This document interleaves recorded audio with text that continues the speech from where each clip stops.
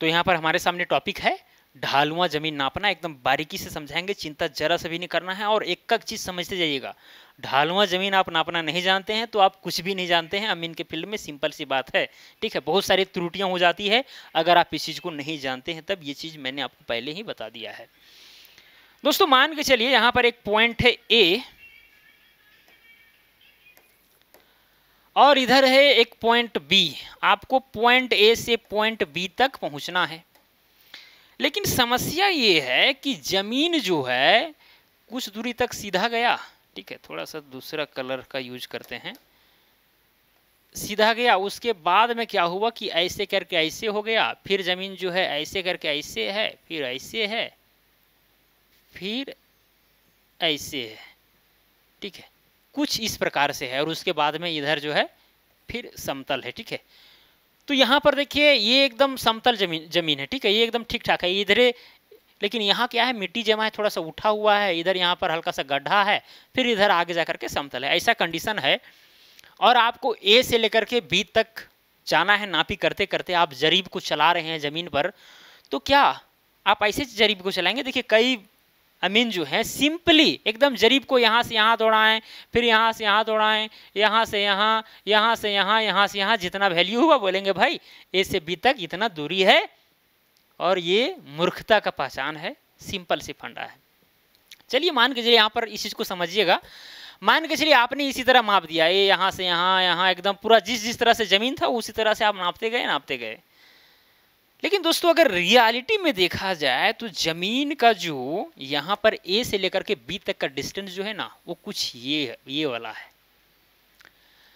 अच्छा यहाँ पर ये जो डॉट डॉट करके ये जो दिखाया गया है, इसका लंबाई ज़्यादा होगा या फिर यहाँ पर ऐसे करके घूम के ऊपर नीचे गया है उसका लंबाई ज़्यादा होगा? स्वाभाविक है कि ये जो घूम करके गया है वाइट कलर वाला जो लाइन, उसका लंबाई ज़्यादा होगा, ठीक है। जब खींचेंगे इसको तो लंबा हो जाएगा, ठीक है। लेकिन रियल में लंबाई कितना था ए से लेकर के बी तक? देखिए ये वाला, ठीक है। मतलब ये हुआ कि यदि कोई अमीन जिस तरह से जमीन है ढालुआ जमीन, उसी तरह से वो नापते नापते आगे चली जाता है, तो वैसे कंडीशन में उसको नापी ज़्यादा प्राप्त होगा। जमीन एक्चुअली यहाँ से लेकर के यहाँ तक का जो लंबाई है वो है 100 कड़ी। कितना है? मान के चलिए कि है 100 कड़ी, तो भाई हो सकता है कि उसको नापते नापते इस तरह से 140 कड़ी पकड़ ले, तो भाई 40 कड़ी वो ज़्यादा नाप दिया। बहुत बड़ी गलती है ये सब, बहुत बड़ा ब्लंडर है, छोटी मोटी गलती नहीं, बहुत बड़ा ब्लंडर है। यहाँ पर इस तरह से नापी नहीं होता है, यहाँ पर कुछ तरीके हैं। सर्वे वैसे नहीं किया गया है, सर्वे जिस तरह से भाई ढाल जमीन है उसी तरह से सर्वे नहीं किया गया है, क्योंकि सर्वे आयोग को पता है, सर्वे कमीशन को पता है कि भाई समय के अनुसार ये मिट्टी आदमी हटा सकता है, इसको भर सकता है, कुल मिलाकर के समतल को ही लेके चल करके सर्वे किया जाता है। इस बात को आपको समझना चाहिए। ऐसा नहीं कि जिस तरह से आपका ज़मीन है उसी तरह से नापी हो रहा है, कल करके आप मिट्टी हटा दिए वहाँ से और फिर अमीन को बुलाए हैं नापने के लिए, सब मामला गड़बड़ हो जाएगा। ऐसा कुछ होता नहीं, एकदम समतल सपाट माना जाता है, पूरा एकदम लगता है कि पूरा सपाट है और उसी का सर्वे करना है और उसी के आधार पर नक्शा तैयार किया जाता है। इस चीज़ को आपको जानना चाहिए। तो आपको नापी जो है सर्वे के अनुसार करना है, ना कि जमीन के अनुसार, क्योंकि समय के अनुसार जमीन में कभी गड्ढा तो कभी ऊंचा, ये सब होते रहेगा, ठीक है। चलिए तो कैसे इसको करेक्ट किया जाए, कैसे करेक्शन किया जाए और कैसे कोई अमीन अच्छा ढंग से जमीन माप ले, अब इस पर हम लोग आते हैं। करना क्या है दोस्तों, ये है ढालुआ जमीन, ठीक है। ओहो चलिए कहीं नहीं, करना क्या है, आप मापते मापते मान के चलिए इस पॉइंट से ये यहाँ तक गए तो एकदम ढालुआ जमीन आपको मिला, मतलब एकदम समतल जमीन मिला, ठीक है, यहाँ से लेकर के यहाँ तक। और ये वाला लंबाई आ गया, मान के चलिए 160 कड़ी आया, 160 कड़ी। ओके यहाँ पर 160 लिख रहे हैं, यहाँ कड़ी समझना है। लंबाई जो है यहाँ पर हम कड़ी में ले रहे हैं, एक कड़ी का लंबाई कितना होता है? 7.92 इंच होता है, ठीक है। जिस तरह से कड़ी में लेंगे, अगर आप फीट में लेना चाहिए फीट में लीजिए, मीटर में लेना चाहिए मीटर में लीजिए, कोई दिक्कत वाली बात नहीं है, ठीक है। उसके बाद आप देख रहे हैं कि भाई यहाँ पर ढाल है, इसको कैसे ये किया जाए। क्या करना है, आपको लग्गी लेना है। क्या करना है दोस्तों, एक लग्गी लेना है, ठीक है। और इस लग्गी के ऊपरी छोर में एक रस्सी बांध देना है, रस्सी बांध देना है। इस लग्गी को यहाँ पर खड़ा करना है, ठीक है। या रस्सी को आप आवश्यकता अनुसार बांध सकते हैं, वह कितना ऊंचा है उसके आधार पर बांधिएगा तो ज़्यादा बेटर रहेगा। ठीक है, इस लग्गी को आपको यहाँ पर ऐसे करके खड़ा करना है, एकदम ऊर्ध्वाधर। ठीक है, पूरा परपेंडिकुलरली, जिस तरह से आप परपेंडिकुलरली जमीन में खड़े हैं एकदम सीधा, उसी तरह से लग्गी को भी सीधा खड़ा करना है। और यहाँ पर जो रस्सी बांधा हुआ है या फिर फीता जो भी बांधा हुआ है एकदम मजबूत होना चाहिए। ऐसे इसको खींच करके लीडर जो है यहाँ पर पकड़ेगा। ठीक है, ये वाला है लग्गी और ये वाला है रस्सी। ओके, ये लग्गी जो है खड़ा है एकदम ऊर्ध्वाधर परपेंडिकुलरली, और ये रस्सी जो है यहाँ पर जो आगे जा रहा है लीडर, वो करेगा क्या, इस बात को ध्यान में रखेगा कि कहीं थोड़ा सा जो है हाँ, ये वाला लाइन एकदम समतल होना चाहिए, हॉरिजॉन्टल होना चाहिए। तो वो क्या करेगा, देखेगा, ऐसे करके रस्सी को देखेगा पूरा कि हॉरिजॉन्टल है कि नहीं है, और ये अनुमान से आप भी देख लीजिएगा कि हॉरिजॉन्टल हो रहा है कि नहीं हो रहा है। ठीक है, जब ये हॉरिजॉन्टल हो जाए, मतलब एकदम सीधे में हो जाए, ठीक है, तो यहाँ पर 90 डिग्री का एंगल ऑटोमेटिकली बन जाएगा इस रस्सी और इस बांस के लग्गी में, है कि नहीं। और यहाँ से लेकर के यहाँ तक जो भी रस्सी का लंबाई होगा उसको आपको नोट कर लेना है। मान के चलिए यहाँ से लेकर के यहाँ तक का लंबाई है 140 कड़ी, तो 140 कड़ी आपको लिख देना है, बस इतना करना है। फिर देखिए कि भाई यहाँ पर नीचे इधर ढाल है। ठीक है, इधर क्या है, ढाल है, तो इसको कैसे नापी किया जाएगा। क्या करना है आपको, कुछ नहीं करना है भाई, सिंपली वही प्रोसेस। अगर मान के चलिए कि भाई यहाँ अगर आप लग्गी खड़ा करते हैं तो यहाँ पर इतना ज़्यादा ढाल है कि लग्गी जो है पूरा पहुँच ही नहीं पा रहा है, तो वैसे कंडीशन में आपको क्या करना है कि भाई उतने ही दूरी तक पहले लें जितना ज़रूरत हो। ठीक है, अब जब लग्गी छोटा पड़ जा रहा है तो मान के चलिए इस पॉइंट से आप नापी कर रहे हैं। ठीक है, यहाँ से लेकर एकदम लगातार यहाँ तक ढाल है। ठीक है, तो इस पॉइंट को आपको लेना है, लग्गी को यहाँ पर सिंपली ऐसे करके खड़ा करना है और रस्सी लेकर के लीडर को आगे भेज देना है। ओके, ये रस्सी एकदम समतल होना चाहिए और ये लग्गी एकदम ऊर्ध्वाधर खड़ा होना चाहिए। हमको लग्गी के लंबाई से ज़रूरत नहीं है। ठीक है, बस ये रस्सी जो है एकदम समतल होना चाहिए, इस चीज़ को ध्यान में रखिएगा। ओके, बाकी बात, लग्गी जितना लंबा हो, अगर मान के ज़्यादा ढाल है तो बड़ा वाला लग्गी का प्रयोग कीजिए, सिंपल सी बात है। कम ढाल है तो छोटा वाला लग्गी का प्रयोग कीजिए। और मान के चलिए अगर लग्गी नहीं है तो वैसे कंडीशन का हम बात कर रहे हैं, एक ही लग्गी है और उसी से आपको काम करना है, एक तरफ ज़्यादा ढाल पा गया तो इस तरह से आप कर सकते हैं। ठीक है, मान के चलिए इस जगह से फिर यहाँ पर लग्गी को ऐसे करके खड़ा किए और यहाँ से यहाँ तक देखें। ठीक है, तो इस बार में यहाँ पर पूरा लग्गी लिए थे, अब यहाँ पूरा लग्गी नहीं, ऊपर कुछ बच गया। ठीक है, तो यहाँ से रस्सी हम बांध करके किए, तब जा करके हॉरिजॉन्टल हुआ। ठीक है, तब दोस्तों आपको क्या करना है कि यहाँ से लेकर के यहाँ तक का जो रस्सी का लंबाई आया था, या फीता से अगर आप ये कर रहे हैं काम, तो फीता का जो भी लंबाई मान के चलिए आया था 90 फीट, तो 90 कड़ी, तो 90 कड़ी लिखना है। और ये वाला जितना भी लंबाई आया, मान के चलिए आया ये 70 कड़ी, तो 70 कड़ी आपको लिख देना है इस रस्सी का लंबाई। जो रस्सी खींचा जाएगा ना, जो लग्गी में बंधा हुआ है और जो रस्सी खींचा जा रहा है हॉरिजॉन्टली, उसका आपको लंबाई लेकर के चलना है, ना कि सब कुछ का। ठीक है, चलिए उसके बाद देख रहे हैं कि यहाँ पर लगभग में जो है एकदम ठीक ठाक है, तो यहाँ पर आप डायरेक्टली नापी करते हुए आगे बढ़ गए और यहाँ से लेकर के यहाँ तक मान के चलिए 150 कड़ी ठहरा। ठीक है, फिर देख रहे हैं भाई यहाँ से यहाँ तक ढाल है, फिर यहाँ पर क्या कीजिएगा, आप लग्गी को खड़ा कीजिएगा और रस्सी को लेकर के इस पॉइंट तक आप पहुँचा दीजिएगा लीडर को। ठीक है, और इस रस्सी का जो भी लंबाई होगा, ठीक है, ये लग्गी एकदम ऊर्ध्वाधर खड़ा होना चाहिए और ये हॉरिजॉन्टल होना चाहिए। ठीक है, इस लग्गी का लंबाई मान के चलिए 135 फीट है, तो 135 कड़ी है, तो कड़ी में, ठीक है, फीट में, मीटर में, जिस इकाई में लीजिए, कोई बड़ी बात है नहीं। ठीक है, तो इस तरह से आप सारे जो यहाँ पर लंबाई आया उसको आपने नोट करते गए। ठीक है, मतलब आपके पास डायरी होगा, उस डायरी में आपको नोट करते हुए चलना है। ओके, सभी को ऐड कर देना है। सभी को क्या करना है, आप चाहेंगे हम समझाने के लिए नामकरण भी कर सकते थे, ऐसा बात नहीं, जैसे कि यहाँ पर हम ए और वहाँ पर बी है तो यहाँ सी मान लेंगे, यहाँ पर डी मान लेंगे, यहाँ ई मान लेंगे, ये एफ है, ये जी है, ये एच है, ये आई है, ये जे है, ये के है। ठीक है, इस तरह से माप सकते हैं, मान सकते हैं। और आप डायरी में जो है डी बराबर 140 कड़ी आया, ई एफ बराबर 70 कड़ी आया, जी एच बराबर 90 कड़ी आया, आई जे बराबर 150 कड़ी आया, के बी बराबर 135 कड़ी आया, जो भी आया वो आप लिखते चलेंगे, तो इस तरह से भी सुविधाजनक रहेगी, या फिर डायरेक्टली आप काम कर सकते हैं, कोई बड़ी बात नहीं है।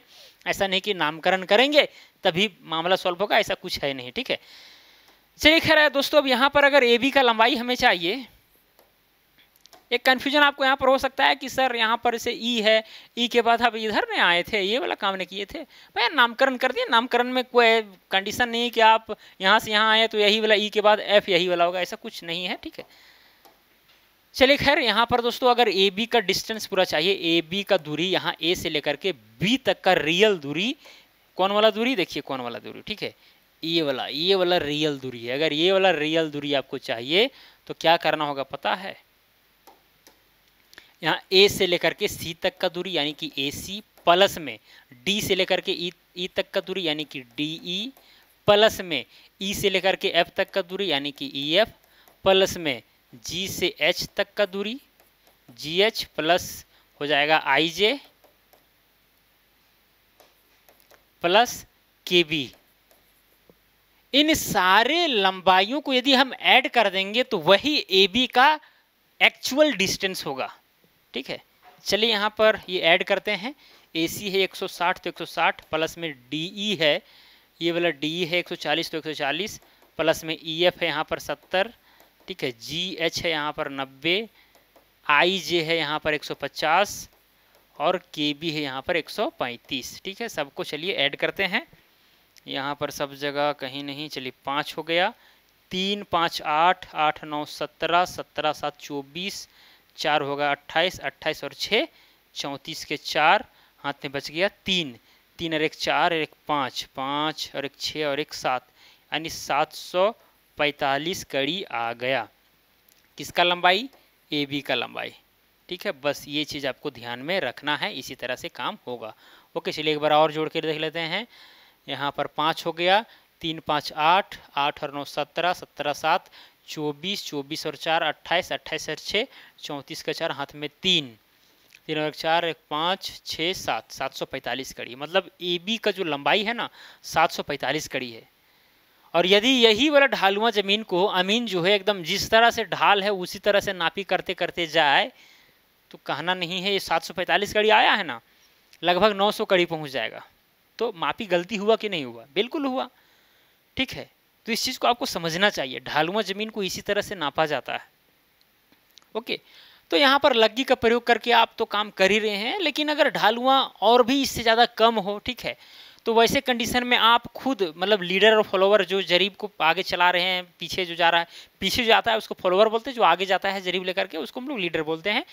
तो मतलब अपने से ऊर्ध्वाधर खड़ा होकर के अपने बराबर में भी फीता या जरीब को रख सकता है और खींच करके देखा जा सकता है, ठीक है। जैसे ये वाला यहाँ पर ढालुआ जमीन है तो यहाँ पर जो भी आदमी रहेगा खड़ा रहेगा, ठीक है, और फीता को यहाँ खींच देगा, ठीक है। तो इस तरह से शॉर्टली भी आप काम कर सकते हैं, लग्गी में रस्सी वगैरह बांधने की जरूरत नहीं पड़ेगी, आप डायरेक्टली भी खींच खींच करके काम चला सकते हैं। अगर कम ढाल है तब, ज़्यादा ढाल है तो उस जगह पर आपको लग्गी का प्रयोग करना ही होगा, अदरवाइज फिर आप अपने इतना इतना करते जाएंगे काम, आपको यही वाला काम जो है 10 बार करना होगा तब जा करके ये होगा, ठीक है। और लग्गी रहेगा तो 3-4 स्टेप जो आप करेंगे खुद अपने हाइट के अनुसार, वो लग्गी मान के चलिए कि 20 फीट का रहेगा तो 20 फीट का मामला एक ही बार में सॉर्ट आउट कर देगा, ठीक है। और आप 5-5 फीट के करेंगे, 4 बार करना होगा, तो ये सारी चीज़ें होती है। और यदि ये आपको फंडा समझ में आ गया कि कैसे ढालुआ ज़मीन का नापी होता है तो फिर कोई बड़ी बात नहीं है, किसी भी ढालुआ ज़मीन का आप नापी कर देंगे, ठीक है। कोई दिक्कत है क्या, बस सिंपल सा प्रोसेस है भाई, कुछ नहीं है। ढालुआ ज़मीन है, मान के चलिए ऐसे करके आप नापी करते गए और ऐसे करके कुछ ऐसे है, ठीक है, और फिर ऐसे करके गया है, बस यहाँ से यहाँ तक देख रहे हैं समतल आपको नाप देना है। उसके बाद यहाँ पर लग्गी खड़ा करना है, या फिर अगर आप ही के हाइट तक ये वाला आ रहा है चोटी तो फिर आप ही खड़ा हो जाइए और फीता को यहाँ पर तान के देखिए, तो ये वाला आपको लंबाई चाहिए, ये वाला नहीं। अब देखिए, अब आप कहेंगे कि सर लंबाई बढ़ घट क्यों जाता है, देखिए अगर आप ये वाला लंबाई मापेंगे, ये वाला तो स्वाभाविक है कि बढ़ेगा, ठीक है, क्या होगा, बढ़ेगा, और ये वाला कम रहेगा, क्यों, ये वाला विकर्ण है भाई। अगर यहाँ पर 90 डिग्री का एंगल बनाते हुए ये लग्गी और ये रस्सी यहाँ पर 90 डिग्री एंगल बनाते हैं तो स्वाभाविक ये वाला कर्ण होगा, और कर्ण किसी भी त्रिभुज में सबसे बड़ी भुजा होती है, तो इसको नापेंगे तो स्वाभाविक है कि बड़ा आएगा, जबकि ये वाला छोटा होगा, और देखने से भी लग रहा है, ठीक है, देखने से भी लग रहा है। इसीलिए हम लोग ये वाला लंबाई लेते हैं, ना कि ये वाला, जिस तरह से ढाल है उस तरह से नहीं, ठीक है। फिर यहाँ पर भी देखिए वही करेंगे, यहाँ पर ऐसे खड़ा करेंगे और ऐसे खड़ा करेंगे, ये वाला लंबाई नहीं लेंगे, हमको ये वाला लंबाई लेना है, ठीक है। उसके बाद फिर यहाँ से यहाँ ऐसे करके जाते चलेंगे ढालुआ जमीन का, फिर ये डिस्टेंस पता हमको चल जाएगा, नापी इसी तरह से होता है। ओके, तो ये लंबाई, अब मान के चलिए कि भाई ये नापी थोड़ी हो रहा है, यहाँ पर नापी हो रहा है कुल मिलाकर के यहाँ पर, लेकिन लंबाई यहाँ पर निकाला जा रहा है। आपको क्षेत्रफल निकालना है तो लंबाई जितना आएगा फिर चौड़ाई भी अगर ढालुआ जमीन आ रहा है तो चौड़ाई को भी इसी तरह से लेकर के फिर क्षेत्रफल सिंपली जिस तरह से निकलता है वो निकालिए, जिस तरह से सिंपली क्षेत्रफल, मान के चलिए लंबाई आया 745 कड़ी, जब चौड़ाई मापें तो आया मान के चलिए कि 620 कड़ी, दोनों गुना कर दीजिए अगर आयताकार है तब क्षेत्रफल निकल जाएगा। सिंपली आपको निकालना है क्षेत्रफल, जिस प्रकार का आकृति रहेगा उसका फॉर्मूला लगा करके क्षेत्रफल निकालिए, ठीक है। तो चलिए दोस्तों, मुझे उम्मीद है कि आप समझ गए होंगे बारीकी के साथ, कोई दिक्कत नहीं होना चाहिए कि कैसे ढालुआ जमीन नापा जाता है। तो यहाँ पर आज मैंने 2 टॉपिक को कवर किया। पहला था पहाड़ का नापी करना, ये भी आप सीख गए होंगे, और दूसरा था ढालुआ जमीन नापना, ये भी आप सीख गए होंगे, कोई बड़ी बात है नहीं, ठीक है। तो चलिए यहीं पर वीडियो को एंड करते हैं। धन्यवाद।